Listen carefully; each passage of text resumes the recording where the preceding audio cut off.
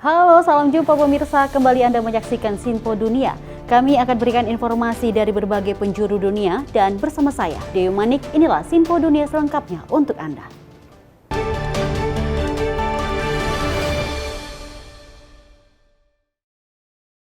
Pemirsa, informasi utama kita, mantan Presiden Amerika Serikat Donald Trump menghadapi kemungkinan hukuman penjara setelah beberapa waktu lalu.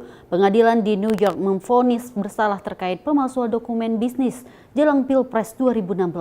Bagaimana proses hukum mempengaruhi kampanye dan peluangnya pada pemilu Amerika Serikat bulan November? Simak informasinya.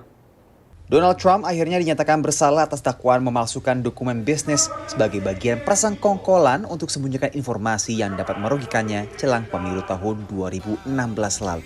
Vonis yang datang di tengah kampanye presiden kali ini menimbulkan pertanyaan yang masih belum terjawab. Bagaimana Trump melanjutkan kampanyenya jika ia dipenjara? Mantan jaksa federal Stephen Cohen tidak memperkirakan Trump akan segera dipenjara. There will be intense post-trial motions, and then there will be an appeal. And that appeal will take months, if not more than a year. So I think much of this will feed the political drama more than it will feed the story, at least initially, of Donald Trump's fate as a consequence of this conviction. Pembacaan hukuman Trump ditetapkan pada 11 Juli mendatang. Pakar hukum mengatakan lamanya hukuman penjara kemungkinan besar akan jauh lebih ringan dibandingkan dengan hukuman maksimal 20 tahun. Given his age, given his lack of criminal history, and given that the result here it really speaks for itself, that he's actually not looking at a lot of punishment, very significant punishment. Namun pakar lain merujuk pada hukuman penjara yang telah dijalani oleh mantan pengacara pribadi Trump, Michael Cohen, sebagai preseden bagi hukuman Trump. It's very rare for an underling in a conspiracy to get jail time and the kingpin not.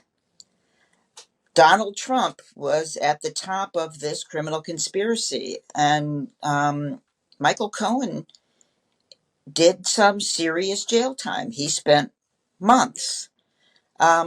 So there is some precedent for a judge sentencing Mr. Trump to jail. Alternatif hukuman selain penjara adalah masa percobaan, tahanan rumah, dan denda.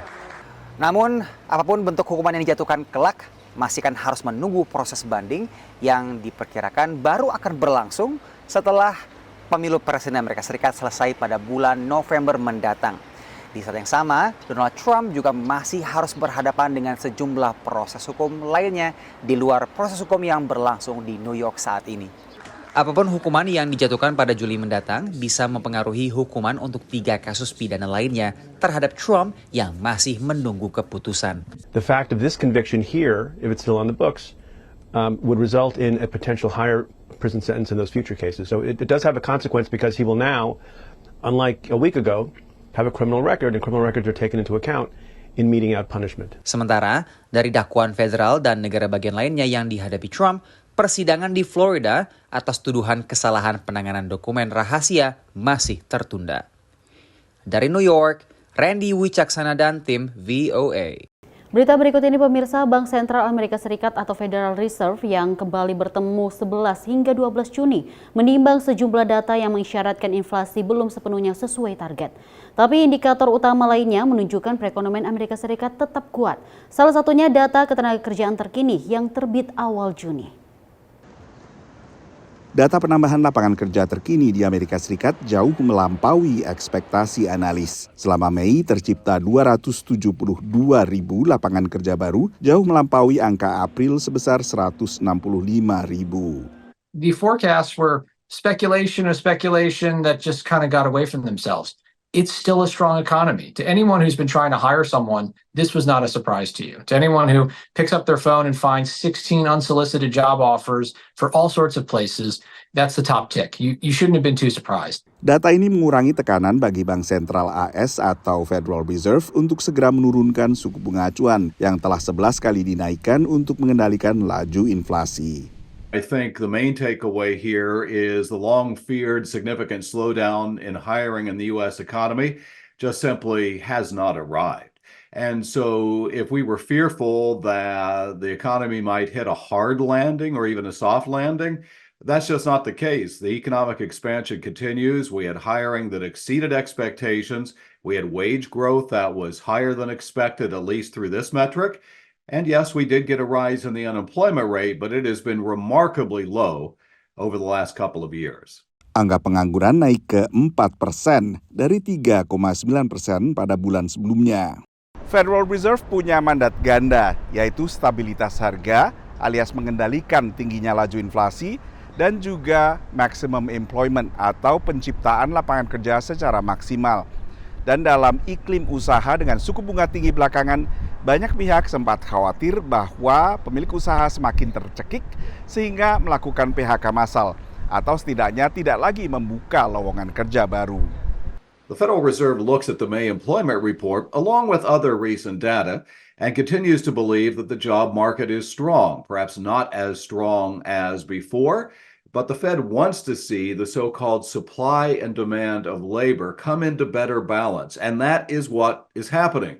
We saw that job openings are coming down. We have the unemployment rate rising ever so slightly, but still at a low level, and hiring is strong. The Federal Reserve has a dual mandate. Part of that is stable prices, trying to bring inflation down with respect to our recent experience, but also wants to have maximum employment.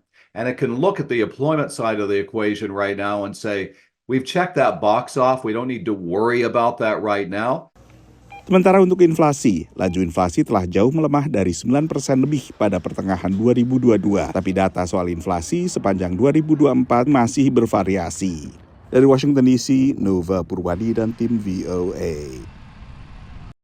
Informasi berikut ini, Partai Populis Sayap Kanan Eropa diprediksi akan menang besar dalam pemilu parlemen negara-negara Uni Eropa. Peralihan ini diduga terdorong atas kemarahan dan kekecewaan pemilih terhadap partai arus utama. Ini terjadi saat Amerika Serikat terus mengupayakan dukungan Eropa bagi kebijakannya terkait perang Ukraina. Ini dia informasinya. Jelang pemilu parlemen Eropa, sejumlah partai pendukung sayap kanan Prancis mencoba berkampanye di Supes-Solbong, kota kecil 100 km dari Paris. Beberapa tahun lalu, pemilih mungkin ragu untuk berbincang dengan pendukung sayap kanan, tapi kini kondisi berubah. Il faut faire quelque chose parce que les gens ils ont du mal à vivre. Et c'est très dur. Oui, j'ai voté pour le Rassemblement National. J'ai pas peur de le dire. Bon, je reste sur mon opinion, pareil. C'est la même chose. Menurut jajak pendapat, Partai Barisan Nasional akan meraup sepertiga lebih suara di Prancis untuk Parlemen Eropa, 2 kali lipat lebih banyak ketimbang Partai Renaissance, partai pendukung Presiden Emmanuel Macron. This type of governance, globalist, wokeist, irrespectable sometimes of the issues that people like. It has repulsed people from this politics. Barisan Nasional yang dulu bernama Front Nasional di bawah Marine Le Pen telah melunakkan sikap dibandingkan haluan anti-imigran dan anti-Uni Eropa dulu, dan kini berfokus pada isu-isu lebih membumi seperti lapangan kerja dan ekonomi. Everything is in favor of the national rally for one good or bad reason. They have never been into power, nor alone, neither in a coalition. So many French voters say, okay, this is a bet. This is a bet on the future. But why not try? And if we are not happy with them, we'll try them out as well. Aset politik lain dari Barisan Nasional adalah Jordan Bardella yang digadang sebagai calon anggota legislatif Parlemen Eropa. Politisi berusia 28 tahun ini diharapkan bisa memperluas daya tarik partai bagi pemilih muda.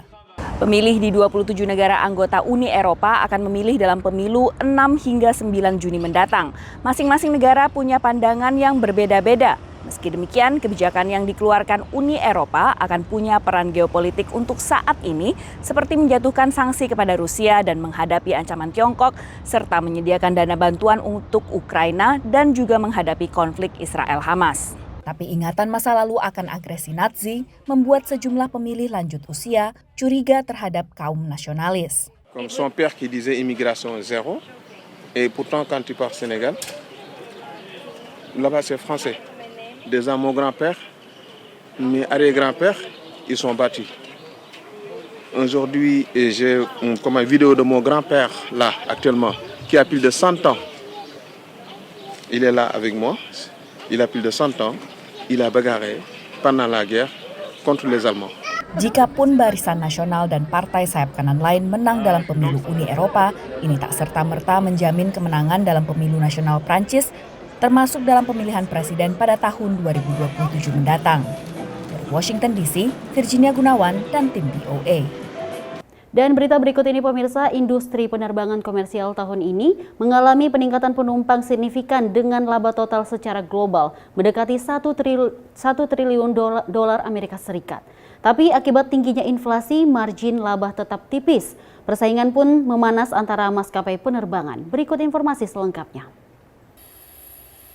Satu lagi maskapai penerbangan meramaikan dunia penerbangan komersial di Amerika Serikat. We are launching Bark Air, which is a service for dogs of all sizes, as you can see, and there are people to travel long distances. It's a first-class experience for the dog, a business-class experience for people. We cater everything to the dog, trying to lower their anxiety and their stress so they have the most comfortable, fear-free experience on an airplane. Bagi anjing kecil seperti Billy, seekor corgi, terbang dengan pesawat komersial umumnya tidak menjadi masalah. Tapi tidak demikian untuk anjing berbadan sedang hingga besar. The idea is over 10 years old, and I came up with it for my dog Hugo, who's a Great Dane. And Great Danes don't fit on commercial airlines very well or in duffel bags, and so I was unable to travel with him long distances and had the idea that there should be an airline that caters to dogs of his size and of this size to travel with their people in comfort. Untuk saat ini, Bark Air hanya terbang antara New York dengan Los Angeles dengan harga tiket $6.000 satu arah. Sementara penerbangan ke London, Inggris harganya $8.000. They're part of our family, and so I hope that we can create an experience that reaches every family that wants to travel with their entire family like they do with their children. And that means serving as many routes as we can, making the costs more affordable, more attainable for every family or most families. Di tengah tingginya laju inflasi, perjalanan wisata, termasuk menggunakan jalur udara, memang tak banyak berubah bagi konsumen Amerika berpenghasilan menengah ke atas. Tapi tidak demikian bagi konsumen menengah ke bawah, menurut pantauan konsultan CoStar. Data CoStar menunjukkan penurunan signifikan permintaan untuk kamar hotel dari konsumen menengah ke bawah. Sementara Asosiasi Transportasi Udara Internasional, IATA, memperkirakan laba dari industri penerbangan secara global masih minim. I'm pleased that we've been able to update the outlook for the industry for 2024 and increase the forecast profitability to $30 billion. The important point, however, is that the margin remains wafer thin. We're still looking at a margin of just over 3%. So when people look at our industry, they're often focusing on the top line revenues of close to $1 trillion. But that margin performance is still well below where the industry needs to be. Meski demikian, kondisinya telah jauh membaik dibandingkan 2020 saat industri penerbangan global rugi sekitar $140 miliar. Dari Washington DC, Nova Purwadi dan tim VOA. Terima kasih masih bersama kami dalam Sinpo Dunia dan kita lanjut informasi berikut ini pemirsa. Dalam kurun waktu sepekan, 2 pantai populer di California ditutup sementara karena adanya hiu. Puncak musim berlibur di pantai memang membawa risiko sendiri berupa ancaman hiu dan Pemda serta penjaga pantai juga memiliki cara-cara sendiri untuk meminimalisir risiko serangan. Musim panas dan libur sekolah anak di Amerika Serikat menjadi kesempatan banyak warga untuk berwisata di pantai. Ini terlihat di San Clemente, negara bagian California, sebuah destinasi wisata pantai populer bagi warga Los Angeles maupun San Diego. Pretty good here with all the nieces and nephews, brothers, and having fun. Tapi saat diliput ABC News, wisatawan dilarang berenang di laut. It's beautiful. I mean, I wish we were able to go into the water for a little bit, even though it's a little cold, but we have to keep the kids out because of the shark. Semalam sebelumnya, peselancar melihat bayangan gelap di bawah permukaan air. It was a shark about 6-7 feet roaming around, going back and forth. Pantai sepanjang 3,2 km pun akhirnya ditutup bagi wisatawan yang ingin berenang. Moments later, the one surfer was knocked off his board, what appeared to be a shark. No injuries to the surfer, but with that aggressive behavior, we followed the Orange County Shark Protocol that lifeguard agencies have adopted, and we are doing a 24-hour closure 1 mile north and south of the location. Pantai baru dibuka kembali begitu tak ada lagi hiu di lokasi. As somebody who likes to get in the water a little bit but is always a little bit leery about what's underneath me, it is a little scary. So we want to make sure it's completely safe for our residents. We don't want there to be any incidents. Penutupan serupa sempat dilakukan di Del Mar, dekat San Diego, setelah seorang laki-laki usia 46 tahun digigit hiu saat sedang berenang bersama beberapa orang lain. I heard some screaming and you could tell it was serious. A surfer came over and gave us his board, and so put him on the board and I jumped on top of him and started paddling in. Korban menderita luka di bagian badan, lengan, dan tangannya. Initially, there was a decent amount of bleeding. After that, emergency care was delivered. Medics were on scene less than 4 minutes after that. Meski serangan hiu di AS masih relatif jarang, apalagi yang sampai mematikan. Kejadiannya meningkat dengan semakin berkurangnya polusi air yang meningkatkan populasi ikan. Ikan ini lalu menjadi santapan bagi hiu yang semakin bersinggungan dengan manusia. The closer that sharks come to shore, the more likely they are to overlap with human activities. Di New York sejak 2023, aktivitas hiu dipantau menggunakan puluhan drone. Serangan paling signifikan terhadap manusia oleh hiu sering dilakukan oleh hiu putih besar atau Great White Shark, yang ukurannya bisa melampaui 6 meter. Dan mangsa aslinya selain ikan juga adalah mamalia laut seperti singa laut dan anjing laut. Satwa-satwa ini juga banyak ditemui di pantai-pantai termasuk di California. Dan menurut ahli biologi sulit bagi hiu untuk membedakan antara anjing laut atau singa laut dengan manusia yang sedang berenang. Dari Washington DC, saya Nova Purwadi dan tim VOA. Dan informasi berikut ini, sebuah perusahaan swasta Nigeria belum lama ini memperkenalkan armada taksi online atau daring dengan sekitaran 200 kendaraan listrik. Menurut perusahaan tersebut, armada taksi mobil listrik ini merupakan langkah menuju masa depan yang lebih ramah lingkungan. Chidi Eka mengawasi operasi di cabang Abuja dari Enviable Transport, sebuah perusahaan yang mengoperasikan kendaraan listrik atau EV. Perusahaannya telah meluncurkan mobil listrik untuk digunakan di Abuja dan kota-kota lainnya. Menurut Chidi, inisiatif perintis ini bertujuan meningkatkan transportasi perkotaan sekaligus mengatasi masalah iklim. By introducing electric vehicles that will not emit carbon gases and the rest of them, we are ensuring that we are contributing to our social responsibility towards helping to reduce the level of pollution in the environment.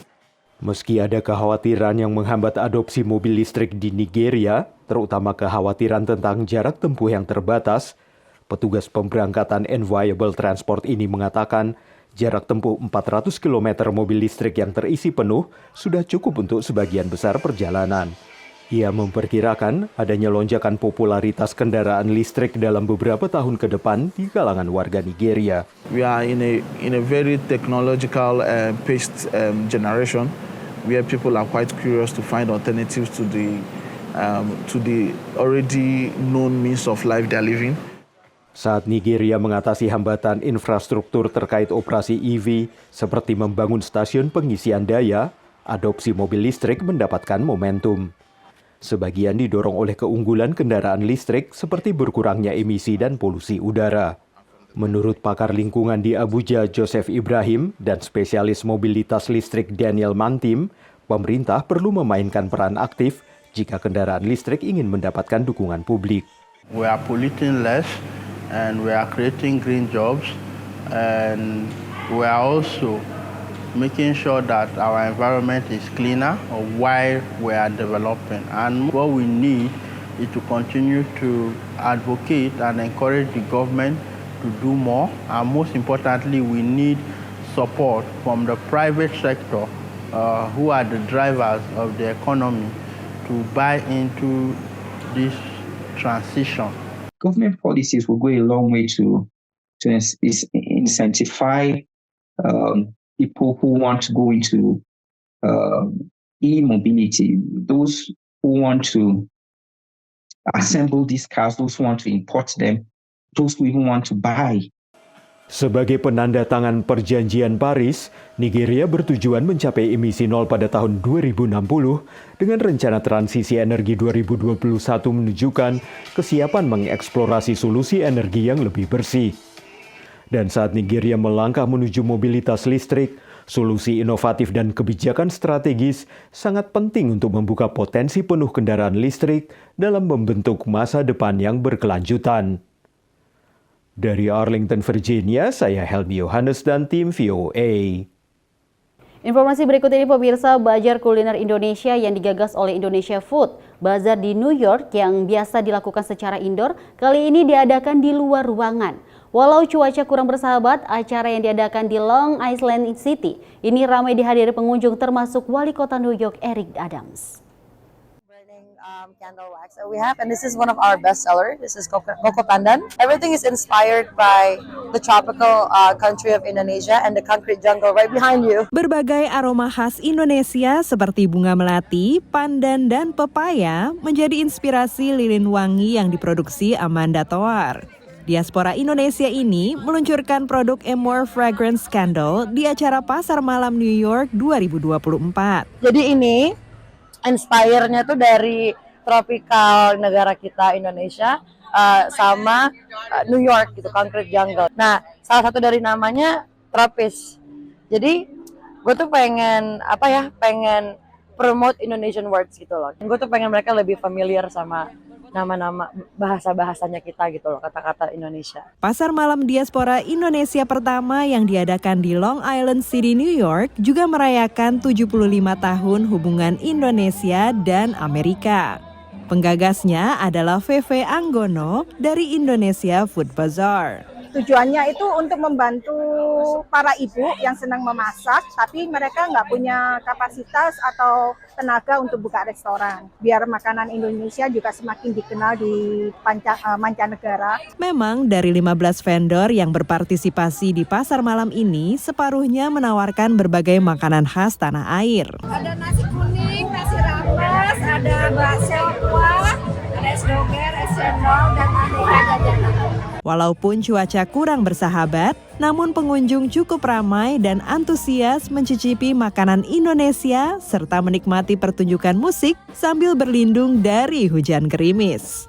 Acara yang juga memperingati Bulan Warisan Budaya Asia Amerika dan Kepulauan Pasifik yang dirayakan setiap Mei juga dihadiri Wali Kota New York Eric Adams. Oh, this is a beautiful event, even with the light drizzle. When people come together, it brings out the sunshine, and that's why this city, no matter what the weather is, there's always sun shining over New York. Kehadiran Wali Kota New York memperlihatkan dukungannya kepada komunitas diaspora Indonesia dan diharapkan dapat membantu untuk semakin memperkenalkan Indonesia kepada publik Amerika. Dari Long Island City, New York, Dania Iman, Naratama, Nia Iman Santoso, VOA. Pemirsa, sekian informasi berita Sinpo Dunia kali ini. Saya Dewi Manik dan mewakili tim kru yang bekerja. Pamit undur diri. Terima kasih atas kebersamaan Anda. Selamat berakhir pekan.